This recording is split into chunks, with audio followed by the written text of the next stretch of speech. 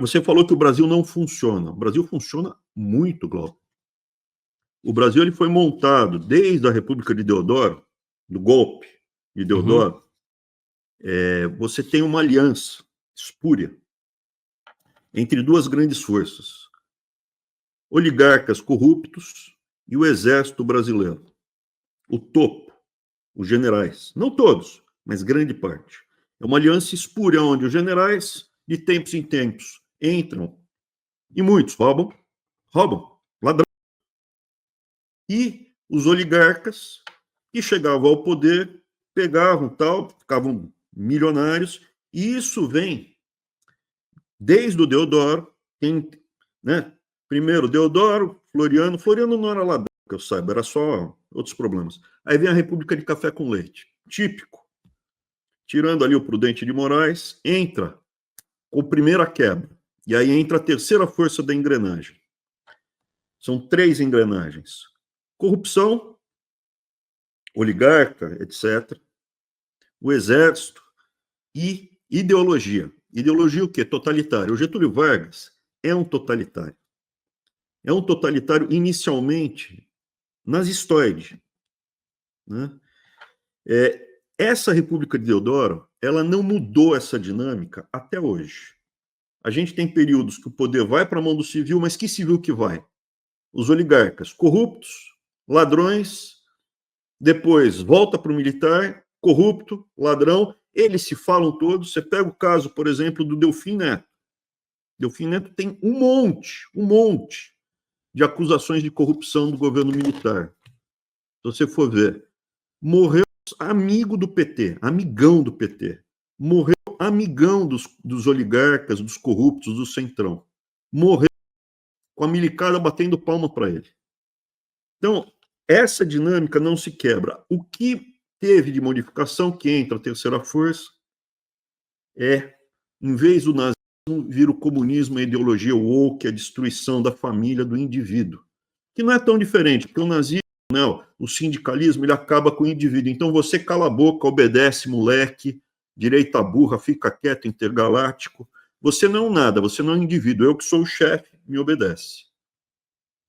Também vale para o comunista. Isso é interessante, porque dos dois lados, tanto do pessoal que acreditou que o Bolsonaro poderia quebrar a dinâmica da República de Deodoro, quanto a comunistado, petista de carteirinha tal, o Lula rifou esses caras, completamente. Essa aliança de ideólogos que ficam conduzindo a tigrada ou a gadaiada, a aliança dos caras que têm os monopólios, as grandes empresas para conseguir as tetas do governo, e essa ideologia está há muito tempo. O Lula, cara, ele era amigo do Delfim. Amigão do Delfim. Escreveu, oh, que pena que o Delfim morreu. Amigão do dono do Santander. Mundial. Não estou falando do Butim, não estou falando do Santander aqui no Brasil, estou falando do Butim lá na Espanha, cara. Sim. E o celular pessoal. Ele é amigo de monopolista, de oligopolista, de bilionário, ó. O Lula, ele tem um comportamento de uma pessoa com um patrimônio de 500 a 1 bilhão de reais. Ele passou a maior parte da vida dele, ele se passa de miserável, de pobre, mas ele passou a maior parte da vida dele vivendo como uma pessoa multimilionária. Ele não sabe o que é tomar um vinho nacional há uns 30 anos, cara. Ele não sabe o que é andar num carro sem ar-condicionado há mais de 30 anos. Então, a República de Deodoro, o país, ele funciona muito bem, porque ele foi montado. Ele foi montado não para minha família ou para tua família. A gente é gado numa granja. Você é um frango numa granja. O frango na granja fala, pô, mas essa empresa não está funcionando bem. Eu estou sendo depenado, eu viro canja, ponho ovo. Pô, isso daqui não está legal para mim, não. Para você não, para o granjeiro tá. Sim. Você não é um cidadão, Glauber. Você é um frango, você é uma ovelha, você é parte da criação, você é um escravo. O Brasil é isso. E é isso há muito tempo. E a proposta, veja, eu estava lá atrás, estavam os primeiros a dar apoio para o Bolsonaro. O aperto de mão era para acabar com a República de Deodoro. A proposta é desplugar essa República de Deodoro. E dá para fazer isso porque a lei proíbe que ela exista. A lei do Brasil, a lei mundial, é só cumpra-se a lei. Infelizmente, você, quando chega a Brasília, e isso é um relato, um testemunho que eu te dou. Brasília existe, Brasília, a corte existe há muito tempo.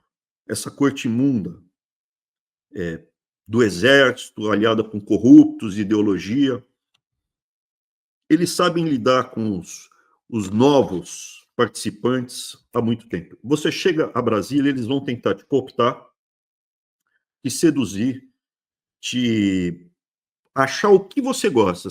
Isso daqui é mulherengo, vão oferecer mulher. Isso daqui é drogado, vai aparecer droga. Esse aqui gosta de dinheiro, vão oferecer dinheiro. Gosta de rapazes, vai ter rapazes.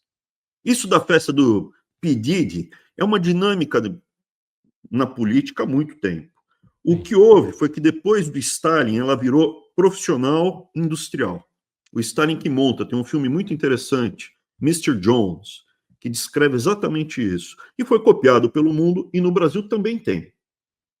Então, aquele episódio de João de Deus, veja, tem um monte de gente poderosa ali que participava de coisa muito errada que acontecia com.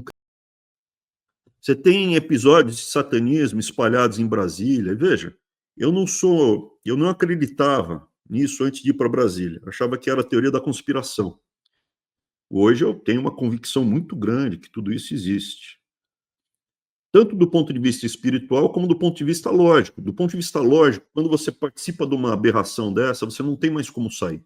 Você está na mão do cara. Tem foto tua com criança, com outro homem, degustando um croquete, cheirando cocaína. Você está na mão dos caras. Sim. Você chega a Brasília, eles vão vasculhar a sua vida inteira. Meu, tudo. A sua vida, a vida dos seus pais, a vida dos seus avós. Cara, eu estava em Brasília, jornalista da época, tem até o nome do cara, me ligou e falou, quem é Bela Lukover? Caramba! Por que o seu pai recebeu um apartamento de Bela Lukover? Meu sobrenome é Abraham Bragança de Vasconcelos Weintraub, eu sou um vira-lata. Né? Minha mãe era católica, meu pai. Judeu Bela Lukover. Não tem. É a irmã da minha avó, que não pôde ter filhos, porque eles foram para um campo de concentração, ela ficou estéril no campo. Não teve filhos, o único herdeiro era o meu pai e o meu tio, o apartamento ficou para o meu pai e para o meu tio. Os caras foram vasculhar, cara, 3 gerações. E vão atrás de tudo. E espalham mentira. Falaram, pô, você está processando a sua mãe para arrancar a herança dela. Falou, pô, minha mãe morreu há mais de 20 anos. Meti um processo no presidente da Uni. Ganhei, acabou de me pagar. Eu fui o primeiro cara em Brasília que confrontou essas estruturas. A Uni faz parte dessa República de Deodoro. Até hoje, não tinha ninguém, nenhum ministro, nenhum político que tinha metido um processo contra um presidente da Uni, muito menos ganho. Então é interessante você ver que quando eu e meu irmão a gente chega junto com o Bolsonaro a Brasília, eles vasculham, primeiro eles tentam seduzir. E aí vem a expressão, os cortesãos. São pessoas que estão lá, não há 30 anos, mas há 2 ou 3 gerações. A gente que o avô já estava em Brasília, ou no Palácio do Guanabara, no Rio de Janeiro.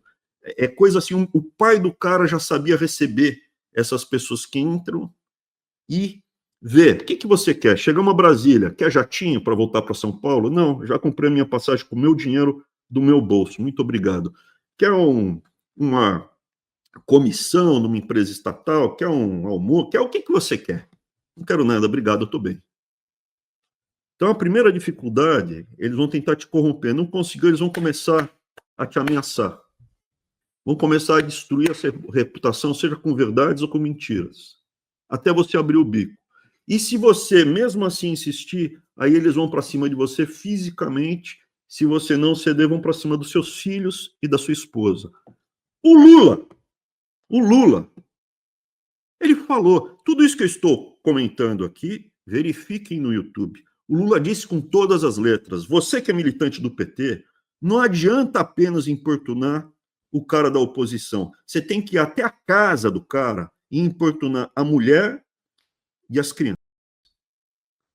Que faz sentido. Quando você vê um cara que é aliado, apoia Hezbollah, Hamas, aonde criança e mulher é alvo legítimo, legítimo cambaus, mulher e criança em defesa não é alvo legítimo. Né?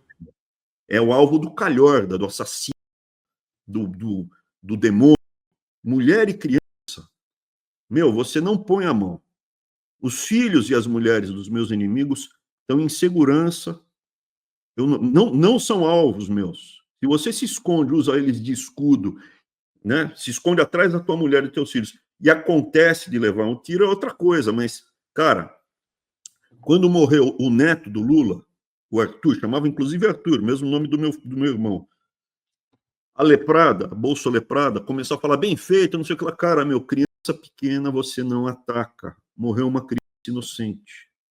Não é porque o Lula se comporta como um terrorista ao sugerir atacar mulheres e crianças que a gente vai atacar as mulheres e as crianças das famílias dos petistas. A minha família foi atacada. Os meus filhos foram atacados. Tem, não somente em Santarém, onde tem um vídeo claro do pessoal atacando os meus filhos fisicamente, mas eles foram cercados em Brasília em 2 ocasiões, invadiram os celulares dele, foram para cima da minha família e das minhas. Por quê? Eu não parei, vieram para cima de mim e falaram, não tem problema, vamos ver o que acontece. Quando vieram para cima dos meus filhos, opa, aí tira do seu prumo. Então é interessante você entender que a República de Deodoro funciona muito bem. Esse Abrão aqui, esse Abraão Weintraub, é um frango, cara, que se rebelou, ele não quer virar canja, meu. Pode uma coisa dessa? E está avisando para os outros frangos que vai todo mundo para a panela. Pô, não pode. A República de Deodoro gera alguns dos maiores bilionários do mundo. A República de Deodoro está funcionando muito bem para o Joesley e para o Wesley Batista. Funciona muito bem para a família Frias, que são os donos da JBS, para quem não sabe. Não só da JBS, da Eldorado, tem um monte de empresa agora que eles são bilionários, bilhardários. Funciona muito bem para a família Frias, que é dona da Folha, mas não é apenas dona da Folha. Eles têm alguns negócios bilionários, como, por exemplo, a Gráfica Plural, que faz o Enem. Enem, que era superfaturado. Eu peguei, em 1 ano e 2 meses de MEC, 16 processos, casos de corrupção, encaminhei. Um deles era o superfaturamento do Enem. 25%, cada Enem é mais de 2 bilhões de reais. A Gráfica Plural, da família Frias, fez muitos Enems. Quantos ministros antes de mim? Veja, antes de mim, não tem um caso de corrupção sendo pego no MEC. Depois de mim, eu subi a governança. O que é subir a governança? As regras todas. Você, quero fazer um laboratório de robótica, tentaram fazer um laboratório de robótica. Só pode fazer em escola que tem banheiro, que tem ar-condicionado, que já tem ligação com a rede elétrica, que tem criança. Não dá para fazer um laboratório de robótica no teu quintal. Aí pegava. Então a gente subiu a governança, chamou Controladoria da União, Tribunal de Contas da União, fechou e deu capacidade deles irem atrás. Quando finalmente o Centrão me derrubou, para quê? Eu acho, me derrubaram para roubar. O MEC tinha um dos maiores orçamentos da República. 156 bilhões. Hoje, valores atuais, é uns 20%, valores atualizados, 20% abaixo do que era. Na minha época, eu não cortei, eu segurei, contingenciei por 4 meses, soltei todo o dinheiro, e como eu cortei muita corrupção, muito roubo, muita coisa errada, sobrou dinheiro no final. Só para as universidades foram 200 milhões a mais de orçamento. Hoje, o MEC tem um valor muito mais baixo e ninguém reclama. Para onde foi esse dinheiro que foi reduzido? Para o orçamento secreto, porque o orçamento secreto não tem governança. Então, veja, você tem uma fábrica de bilionários no Brasil. Você pega os bancos, você pega os Odebrecht. Tanta gente ficou bilionária no Brasil. Então, para essas pessoas que entram, hoje em dia, o governador Caiado de Goiás pegou com um cara suspeito de pertencer a narcotráfico tigrinho num barco alugado na Europa. Nesse barco, na Europa, navegando no Mediterrâneo, tinha ministro do STF, tinha o governador Caiado e um monte de pessoas ali, cara. Investigação pesada de suspeita de corrupção, narcotráfico, tudo quanto é coisa horrorosa. Você tem hoje pessoas que têm patrimônios bilionários no Brasil, e para essas pessoas o Brasil funciona muito bem. O Brasil não é 100% ilegítimo. Você tem uma parte da economia do Brasil que gera pessoas ricas que são legítimas e honestas. Eu vou dar alguns exemplos. A VEG são bilionários. Parabéns. Mérito deles. Pessoal que ficou rico no agronegócio, pessoal que tem alguns segmentos, mas esses, eles são uma parte não prevalente. Eles não dominam a República. Eles ficam ricos apesar do Brasil, apesar de estarem no Brasil. A regra do Brasil é essa aliança espúria da corrupção, oligopólio, ideologia, exército, são as engrenagens. Quando tudo começa a ruir, o exército entra e fala, não, calma aí, nessa direção. O Lula, ele enganou a militância dele, tanto quanto o Bolsonaro enganou a direita. Por quê? Porque hoje você tem, eles estão governando já há muito tempo. Sim. Hoje você tem muito mais monopólios e oligopólios no Brasil, bilionários, do que você tinha do que você tinha 30, 40 anos atrás. Antes a vida era muito mais fácil. Se você tivesse uma pequena empresa, uma tecelagem, uma metalúrgica, um comércio, qualquer coisa dessa, você conseguia viver e ganhar dinheiro. Hoje é muito difícil. Todo o sistema tributário, como funciona? A carga tributária e os impostos estão lá na lua. Para quem? Para a classe média. Se você tem um monopólio ou oligopólio, rapaz, você paga quase nada de imposto. Quase nada. E ainda tem BNDES, tem isenção tributária, tem todas as benesses do mundo. Pô, Abrão, mas é permitido fazer monopólio ou oligopólio? Nenhum lugar do mundo civilizado pode ter monopólio ou oligopólio. No Brasil, a legislação não permite. Existe agência reguladora para impedir monopólio ou oligopólio. Chocolate. Chocolate é monopólio. Não é possível. Tudo que se olha, carne, chocolate, você vai atrás. É uma, duas, no máximo 3 empresas. 2 empresas no máximo que tocam os setores mais importantes da economia. E por que o CAD permite isso? Veja, o CAD ele é indicado politicamente. De vez em quando tem pessoas que querem mudar lá no CAD, mas são controladas. Enquanto a gente estava lá no governo Bolsonaro, eu e meu irmão, a gente foi levar, tá marcado, entra lá no Palácio, deve estar registrado, inclusive, a nossa entrada no Palácio do Alvorada, residência do Bolsonaro, onde ele dormia. A gente foi com o cara do CAD lá para mostrar, ó, aqui tudo isso aqui, a gente precisa quebrar isso. Esses setores todos, eles trabalham contra a lei, arrancam o couro do consumidor, impedem que a gente consiga prosperar, né?